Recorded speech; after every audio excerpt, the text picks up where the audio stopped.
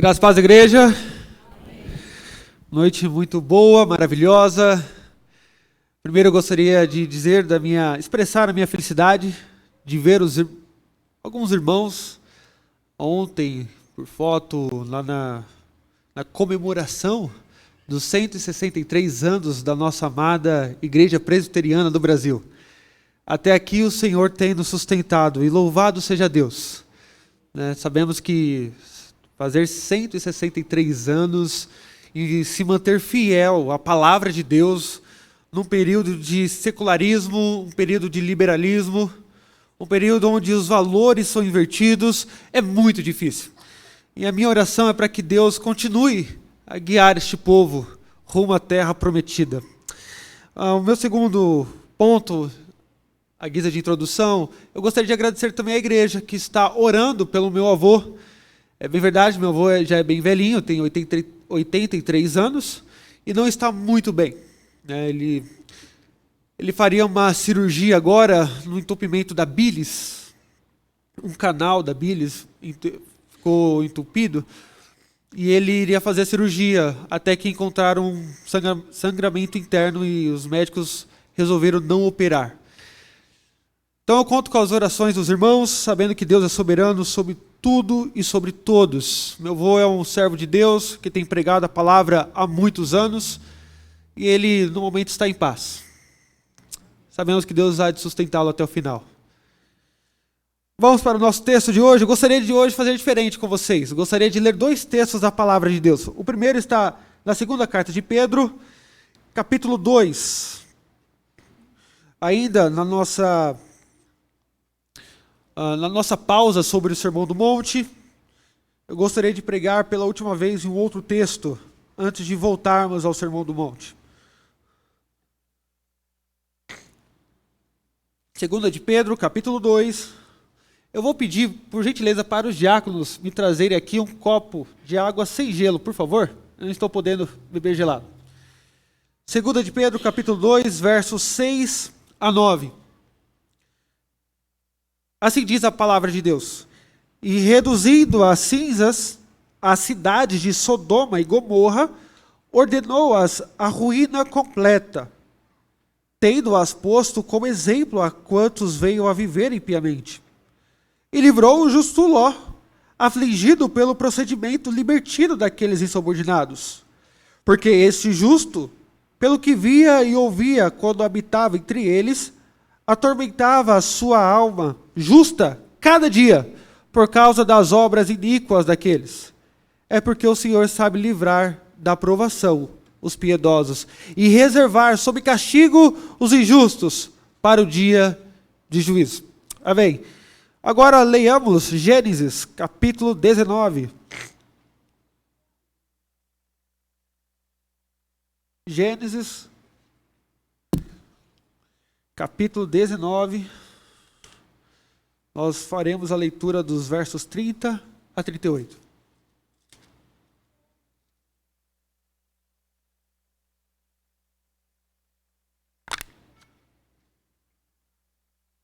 Diz a palavra de Deus: subiu Ló de Zoar e habitou no monte, e ele e suas duas filhas, porque receava permanecer em Zoar, e habitou numa caverna, e com ele as duas filhas.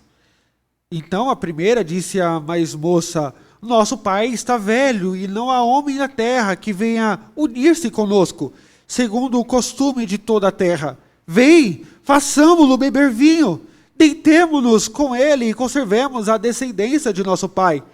Naquela noite, pois, deram a beber vinho a seu pai, e entrando a primogênita, se deitou com ele, sem que ele o notasse, nem quando ela se deitou, nem quando se levantou.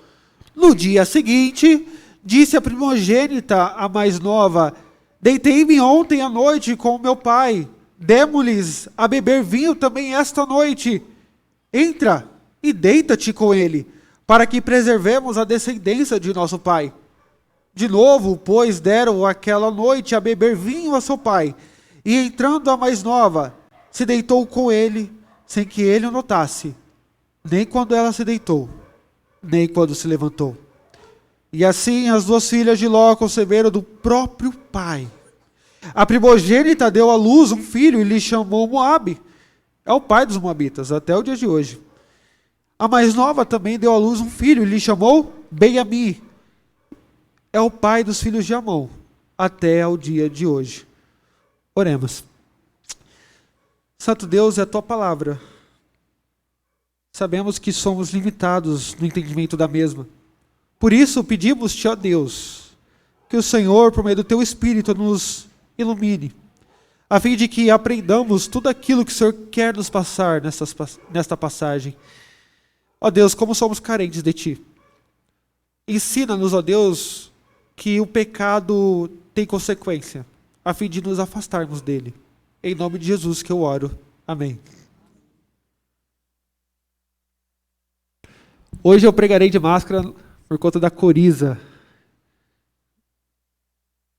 Creio que esse tempo muda para lá e para cá e acaba dificultando as coisas.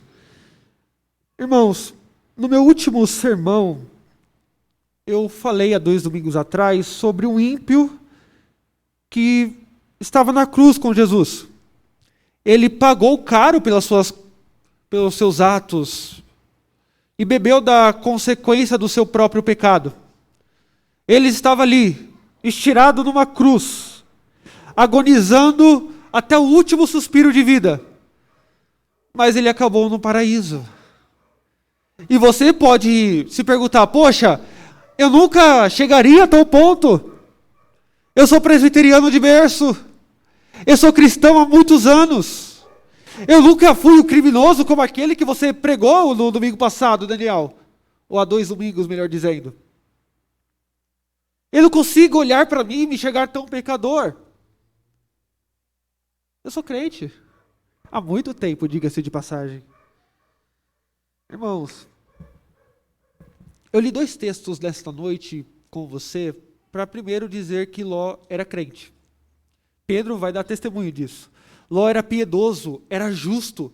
E Pedro é muito claro, diz que Deus o livrou dali, de Sodoma e Gomorra, porque a sua alma se agonizava diante do pecado daquela cidade. Ló era crente. E nós acabamos de ler o último relato da Bíblia acerca da sua história. Um crente que levou o pecado não muito a sério e sofreu a mais terrível consequência. Irmãos, há momentos da nossa vida que são determinantes para a nossa história. Estava me lembrando agora há pouco do ano de 2011, por exemplo. Eu estava indo à igreja e ia uma outra moça também, 2011. E eu pensei comigo, eu não sou muito de dar certo com as meninas, mas eu vou conversar com essa pela primeira vez. E eu abordei uma menina, e ela estava indo à igreja, a mesma igreja que eu ia, e ela estava andando e eu abordei-a. E conversei. Pela primeira vez eu abordei uma menina assim, para olhar olho no olho, e dizer, tudo bem, quem é você? Eu quero te conhecer. Mal eu sabia que essa minha primeira atitude resultaria na minha esposa, Flávia. 2011. Namoramos 4 anos e estamos casados desde então. Em torno de 11 anos juntos. Então veja, foi uma decisão, mas mudou completamente a minha história. Isso para o lado bom. Quantas decisões nós tomamos? Caminhos que escolhemos. E esses caminhos determinam o final da nossa vida. Nós veremos a história de um crente. A história de um homem de Deus que optou por maus caminhos e sofreu as mais terríveis consequências do pecado. Portanto, o meu tema hoje com você é as terríveis consequências do pecado. E a primeira consequência que nós vemos no texto de Gênesis está no versículo 30. Diz aí que o primeiro elemento da consequência do pecado nós podemos ressaltar o medo. Se não, vejamos, verso de número 30. Subiu Ló de Zoar e habitou no monte, ele e suas 2 filhas, porque receava, entenda-se aqui medo, pavor, permanecer em Zoar e habitou numa caverna e com ele as suas 2 filhas. Aqui está a história de um homem, somente com as suas 2 filhas, indo habitar numa caverna. Um homem que era sobrinho de Abraão, o pai da fé. Diz Gênesis capítulo 12, que ele decidiu peregrinar com seu tio a uma jornada espiritual. Isso você vê lá no capítulo 12 de Gênesis, verso 4. Este homem adquirira muita riqueza como seu tio. Ficara rico, tinha muitos funcionários. A ponto de, no capítulo 13, verso 11, haver contenda entre os funcionários de Ló e os funcionários do seu tio Abraão. A ponto de eles terem que decidir que um vai para um lado e o outro vai para o outro. Então, Ló, sem pestanejar, ele olha as campinas verdejantes de Moabe, ou de Zoar, melhor dizendo, e ele escolhe se apartar do pai da fé. Ele olha algo melhor para ele. Talvez levado pela cobiça, pela avareza, ele escolhe partir. E nós vemos, por exemplo, no capítulo 19 de Gênesis, verso 24, que aquela terra que ele escolheu, aquela terra que fez com que os seus olhos brilhassem, fora toda destruída pelo Senhor. E este homem, ele sai daquela cidade. E no capítulo 19, verso 26 de Gênesis, diz que ele perde a sua esposa. Quanta história ele devia ter com aquela mulher? Quantos anos de casado? A Bíblia não relata. Mas diz que no meio disso ele perde a sua esposa. Ela olha para trás, descumprindo uma ordem de Deus, e se torna uma estátua de sal. E aqui o verso 30 nos mostra essa viagem. O texto é muito rápido. Moisés aqui quando escreve, ele não dá detalhes do que ele conversou com as filhas. Como foi que ele recebeu aquela perda. Não há diálogo, apenas um cenário sombrio de dor. Alguém que começou muito bem, mas que está à beira de terminar muito mal. E o texto diz que ele sobe de Zoar e habita no monte. E ele vai para a caverna. Não porque ele estava obedecendo um mandato de vida, não. Porque ele estava com medo. Provavelmente, Ló não quis habitar em Zoar, porque Zoar fazia parte das cidades ao redor de Sodoma e Gomorra. Provavelmente Ló sabia como aquele povo vivia. E ele falou, opa, se Sodoma e Gomorra for destruída, Zoar também será próxima. Então o medo tomou posse dele. O problema é que o anjo do Senhor, no verso 17, diz que ele poderia, verso 17 e 21, ele poderia ir para Zoar, que nenhum mal lhe aconteceria, mas Ló não quer saber. Ló está com medo. Ele não consegue mais confiar na palavra de Deus. Ele quer distância de tudo e de todos. Ele vai para uma caverna. Eis o final de um homem rico. Um fazendeiro que tinha muitos funcionários, muito gado, encolhido numa caverna.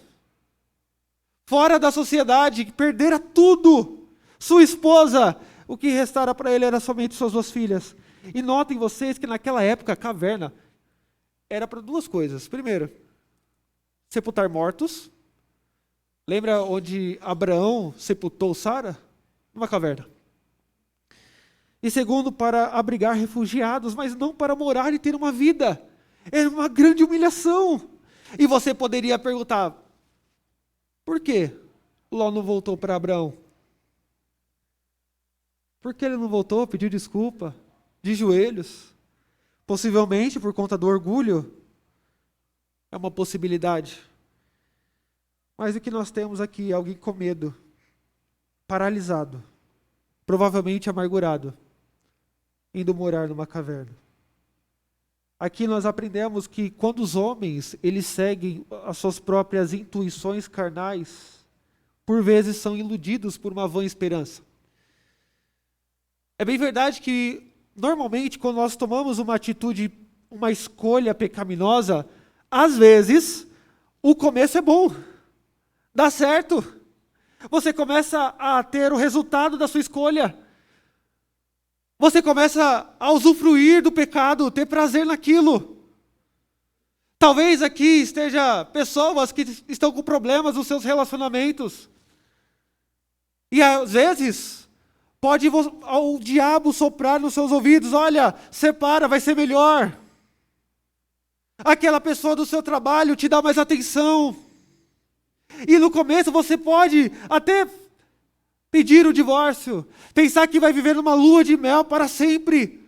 Mas aos poucos, o sonho pecaminoso começa a se tornar pesadelo. Nós enxergamos campinas verdejantes, mas Deus enxerga lá na frente destruição e morte. Eis um homem que foi guiado pelas suas próprias intuições carnais. Isaías 30, verso 1 diz: ai dos filhos rebeldes. Ai aqui é maldito. Maldito dos filhos rebeldes, diz o Senhor, que executam planos que não procedem de mim, e fazem aliança sem minha aprovação, para acrescentarem pecado sobre pecado. Eis um homem que fez aliança com seus olhos e escolheu o que era mal. O medo se apossou. A amargura é o seu caminho. Mas em segundo lugar, além do medo que nós vemos em Ló, nós podemos ver também o engano como consequência do pecado. Se não vejamos, a partir do verso 31, então a primogênita disse à mais moça: nosso pai está velho, e não há homem na terra que venha unir-se conosco, segundo o costume de toda a terra. Vem, façamo-lo beber vinho, deitemo-nos com ele, e conservemos a descendência de nosso pai. Naquela noite, pois, deram a beber vinho a seu pai, e entrando a primogênita se deitou com ele. Note, sem que ele o notasse, nem quando ela se deitou, nem quando se levantou. Além do medo, nós vemos claramente a questão do engano. O que a primogênita quis dizer quando o pai estava velho? Provavelmente era porque Ló não conseguiria mais e não estava mais afim de arrumar maridos para suas filhas. Era costume daquela época. O pai, o patriarca, ele arrumava maridos para suas filhas, e ou esposas, ou esposa para o seu filho, como no caso de Abraão e Isaque. Então ela está dizendo: o pai não quer mais saber de nada. Ele está cansado, nós estamos numa caverna e não há ninguém que venha ter conosco.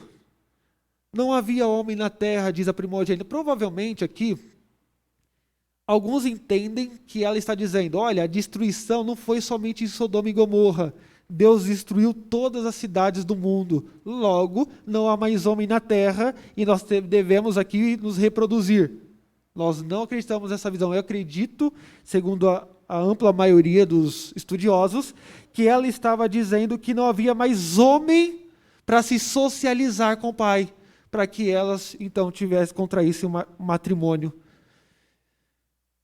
Tanto é que Ló teve medo de ir para Zoar. E a razão mais clara, dado ao contexto, é que lá eles eram semelhantes a Sodoma e Gomorra. Eles sabiam que Deus não havia destruído todo o planeta, todas as cidades. Havia homens, mas o seu pai estava velho. E possivelmente elas morreriam sem descendência. Aqui vemos um triste espetáculo, irmãos, de pessoas com bons antecedentes. Lembremos-nos de que as filhas de Ló até então eram virgens. É assim que nós vemos em Gênesis 19. Mas elas parece que contraíram hábitos viciosos daquela gente. E diante do desespero, elas se enganaram. Pensaram que o incesto, o pecado sexual, seria o caminho para a sua liberdade, para a sua felicidade. Mas note vocês que não somente elas se enganaram, mas elas enganaram também o próprio pai, ao ponto de elas conseguirem embebedar a Ló, e ele não saber com quem se deitou. Por que elas embebedaram a Ló? Porque elas sabiam que ele negaria de bate-pronto essa ideia. Elas sabiam que o que elas estavam planejando era maldade, era pecado, era a herança de Sodoma e Gomorra. E a pergunta é: será que Ló teve culpa? Ele não percebeu. É verdade. Mas pense o seguinte: a que ponto alguém tem que beber vinho? A gente está falando de bebida destilada. Ele está falando de vinho. Até que ponto alguém tem que se embriagar para não saber com quem se deitou? É verdade, Ló não sabia o que estava fazendo. Mas pelo fato dele ter se entregado ao vício, à bebida, e agir como um animal irracional, ele tem culpa. Possivelmente ele viu no vinho uma maneira de aliviar as suas dores. Pense em alguém que perdeu tudo. As filhas lhe oferecem vinho e ele aceita e sai do controle. É interessante que eles saíram apressadamente de Sodoma e Gomorra, mas conseguiram levar vinho para a caverna. Eles viram na bebida um falso refúgio. Irmãos, neste ponto, o que nós aprendemos?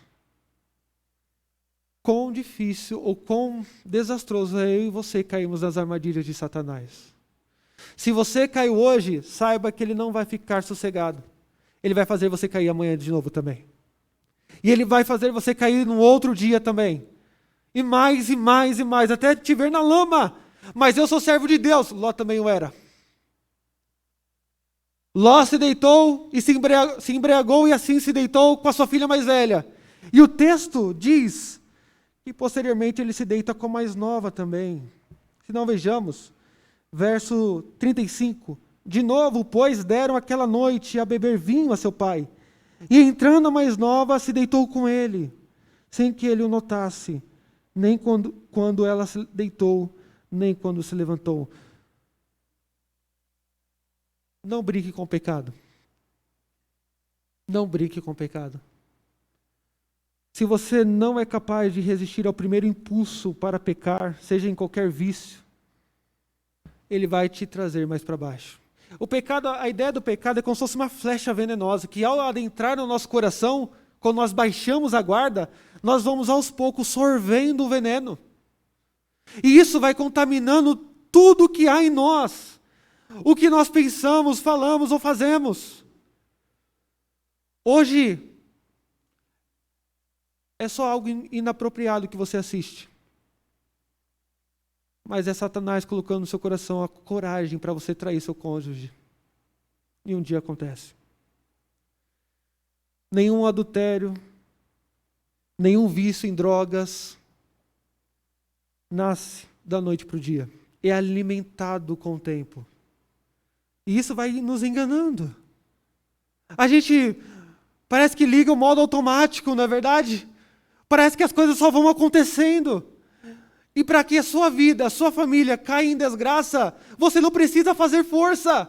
É só baixar a guarda. Ló baixou a guarda no momento mais difícil da sua vida. Ele estava triste. Não tinha ninguém para ampará-lo. Ele viu na bebida um meio para se refugiar. E as suas filhas se aproveitaram disso. Lembremos-nos, irmãos, que os nossos desejos devem ser contidos pela palavra de Deus. Se os nossos desejos mais íntimos não forem regrados pela palavra do Santo, nós somos capazes de fazer coisas que nem nós mesmos acreditamos. E por fim, além de medo e engano, em terceiro lugar nós temos vergonha, como consequência do pecado. Se não vejamos, verso 36 a seguir. E assim as duas filhas de Ló conceberam do próprio pai. A primogênita deu à luz um filho e lhe chamou Moabe. É o pai dos moabitas, até ao dia de hoje. A mais nova também deu à luz um filho e lhe chamou Benjamim. É o pai dos filhos de Amon até o dia de hoje. Nós não ficamos sabendo qual foi a atitude de Ló quando descobriu. A Bíblia não diz. Possivelmente ele agiu como pai mesmo. Não fala que ele negou as filhas. Não fala nada. Não fala que ele pediu para que abortasse. Não. Os filhos nasceram e vieram a ser duas grandes nações. Nações essas que foram grandes inimigas de Israel. Eis aqui alguém que começou tão bem, né? Olha lá, Gênesis 12. Ele saiu com Abraão. Tinha tudo para ser uma bênção com o tio.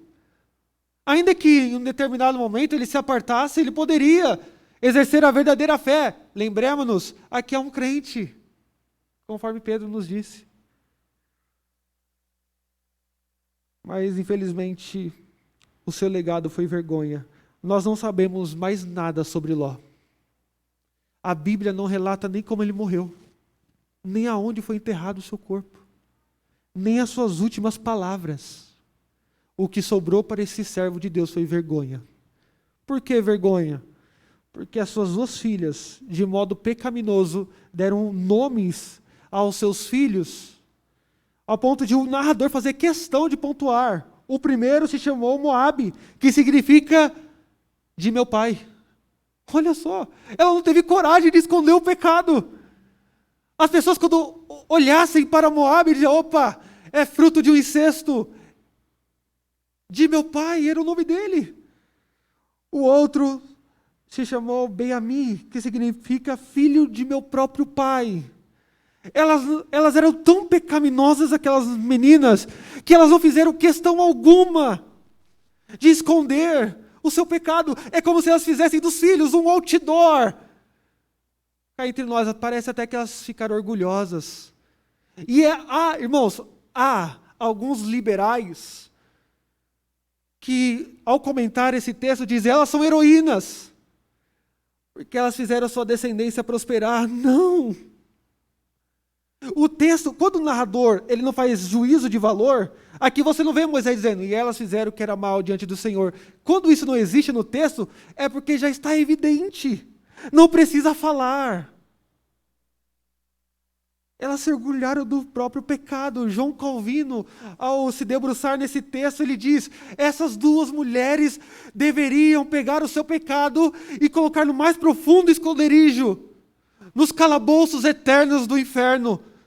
Mas elas não fizeram isso. O nome vai ser o nome do nosso pecado.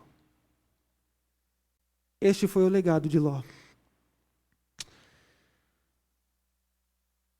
Sozinho, com suas duas filhas numa caverna, aguardando a morte, sendo pai dos seus próprios netos. Estou falando de um crente, volto a dizer, e eu quero que você saia com isso na mente nesta noite. Eu não estou falando de um ímpio, estou falando de um servo de Deus. Não brinque com o pecado.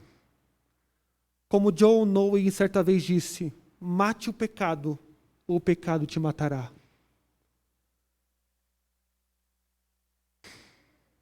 Toda vez que nós nos fazemos escravos do pecado, ele nos arrasta para onde ele quer. É semelhantemente uma história que eu li recentemente de um rei que tinha um irmão que possivelmente iria lutar pelo trono. E ele disse para o irmão: eu quero cuidar de você. Eu vou te dar o melhor quarto. E esse irmão foi para esse quarto. E ele disse para todos os empregados do reino: vocês todos os dias vão dar do bom e do melhor para o meu irmão. Todos os dias. As melhores comidas não serão para mim, serão para ele. E assim foi.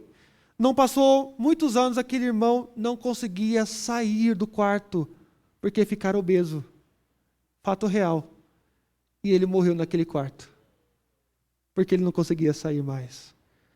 Ele não parava de comer, ele não conseguia. Ele morreu pelos seus próprios desejos. Era só parar, mas ele não conseguiu. E assim aquele irmão subiu ao trono e tomou o reinado. Se você não controlar os seus desejos, se você brincar com o pecado, bem no sótão do seu coração, ele vai te levar à ruína. Esse é um desfecho da vida de um homem de Deus. E a pergunta que eu gostaria de deixar nesta noite: qual vai ser o fim da sua história? Já pensou você fazer uma lição de casa? Isso eu vi um professor indicando, achei interessante. Vá para sua casa, você que quiser fazer, e coloque no papel como que foi a sua vida. Finja que você é uma outra pessoa, olhando para toda a sua história. Como que você gostaria de ser lembrado? Qual vai ser o capítulo final? Você vai ceder às tentações ou vai ser conhecido por aquele que lutou e permaneceu puro até o final, lutando contra o pecado? Irmãos, eu não gostaria de terminar a pregação de hoje sem uma nota de esperança. Veja como que Deus é poderoso. Aquilo que foi algo devastador, Deus conseguiu transformar em triunfo. Porque o filho chamado Moabe iria ter uma descendência, e dessa descendência sairia uma mulher chamada Ruth. E de Ruth, a Moabita, sairia o rei Davi, do qual veio o nosso Redentor, o Senhor Jesus Cristo. Às vezes você nesta noite pode estar vivendo momentos de amargura, de consequência de pecado. Mas eu quero que você veja nessa noite aquele que é maior do que Ló. Aquele que foi descendente de Moabe, mas que tomou todo o nosso medo naquela cruz. Todo o nosso engano se transformou ou caiu por terra diante da verdade que Ele era. E toda a nossa vergonha foi colocada no Calvário. Você não tem que terminar assim. Você não precisa terminar amargando como Ló. Veja, na cruz, Jesus assumiu todas essas penalidades por nós. Agora, se você virar as costas para esse Redentor, quem mais poderá te salvar?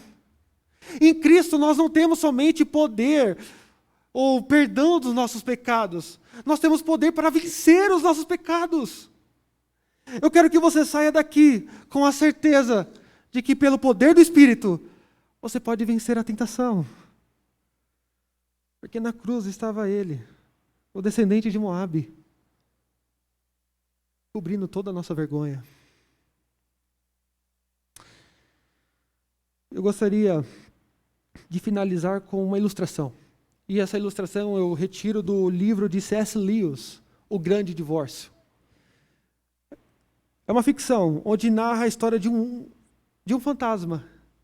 E esse fantasma, ele estava sofrendo porque ele tinha um lagarto, um bicho, um animal no seu ombro, chamado lascívia.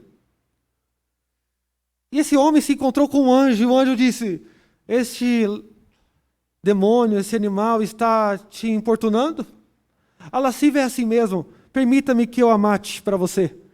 E aquele homem, C.S. Lewis narra aquela ficção dizendo que aquele homem encontrava num paradoxo, porque ao mesmo tempo que ele queria que o anjo desembainhasse a espada e matasse aquele demônio, aquele animal, ele o amava. Ele cuidava daquele animal, chamado lascívia, pecado, imoralidade. E aquele homem ficava indeciso: eu dou para o anjo, mas eu tenho medo de morrer junto. Como que eu vou ser feliz sem ele do meu lado? É verdade, ele me traz sofrimento, vergonha e dor, e engano. Mas e se eu perder? O que eu vou ter depois? Até que aquele homem toma uma atitude e dá aquele animal, aquele demônio para aquele anjo, e ele o serra no meio com a espada. Ao serrar no meio, aquele animal impuro chamado lascívia se torna um cavalo branco. E aquele fantasma se torna um homem de verdade. Ele volta para a realidade. Ele monta naquele cavalo branco e vai aos céus. E por meio dessa ilustração, C.S. Lewis ele nos ensina algo muito importante. Nós temos medo de abandonar certos pecados, não é verdade? Temos medo de perder a nossa felicidade e prazer com aquele pecado secreto. Mas ele nos desafia a colocar diante de Deus, a pedir a força necessária para destruir aquele pecado. Porque somente então, eu e você voltaremos para a realidade e experimentaremos o verdadeiro prazer em Deus. Quando Deus fala na palavra dele para que nós abandonemos o pecado, o desejo pecaminoso, não é para viver uma vida de sofrimento. É para começar a desfrutar do verdadeiro prazer que há nele. Somente no Filho dele. Amém. Vamos orar? Ó Deus, quão terrível é ver, ó Deus, a história de um crente terminar desse jeito. Chega a nos dar calafrio, Senhor. Saber que tanto ímpios como crentes têm consequências nesta vida por conta dos seus pecados. Ó Deus, não permita que nós sucumbamos, Pai. Não permita que os nossos desejos nos tornem cativos, que nos humilhem, que nos tornem pessoas medrosas, covardes, que nos tragam vergonha, Pai. Vergonha para a nossa família, vergonha para a nossa igreja. Ó Deus, quantos, Senhor, corriam bem e de Ti longe agora estão. Tem misericórdia dos nossos jovens, das nossas crianças, dos nossos velhos. Ó Deus, eu oro para que cada um aqui termine bem a sua carreira. Eu oro para que o Senhor fortaleça a cada lar. Ó Deus, que o Teu Espírito os fortaleça para vencer determinados pecados, para que saiamos aqui um povo forte, para louvor da Tua glória. Em nome de Jesus, amém.